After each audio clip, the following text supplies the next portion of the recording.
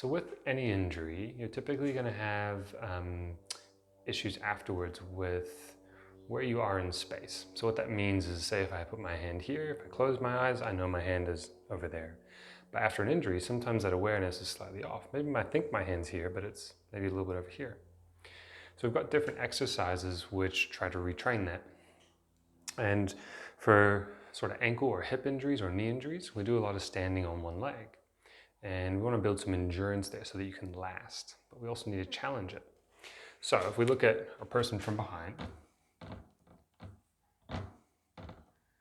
there's pelvis,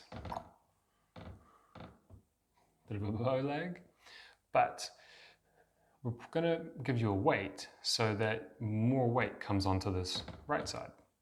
And what that means is all the muscles on the left side of your body have to work a little harder to stop you from falling over. And then conversely, if we put some more weight on this left side, then all the muscles on your right side of the body have to work a little harder to stop you from falling over. So the exercise is going to be about challenging left and right balance for endurance. And this could be really helpful if you've had an old ankle injury that you haven't rehabbed properly, or maybe an old hip injury. And well, we'll see, you might just fatigue somewhere you didn't realize you could fatigue.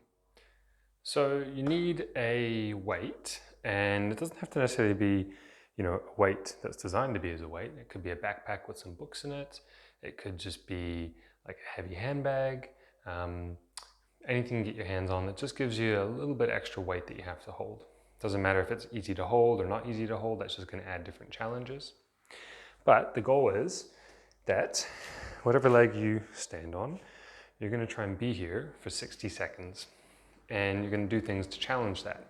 So while I'm holding this weight, if I switch it over to the other hand and back over to the other hand, I can do behind as well.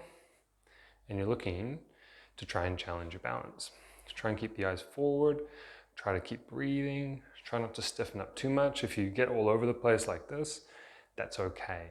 But it's, can you last about 60 seconds? If it gets easier, then use a heavier weight and just challenge yourself enough that you feel that at the end of that 60 seconds, your foot muscles are a bit tired, your hip muscles are a bit tired, and you might even feel a little bit out of breath.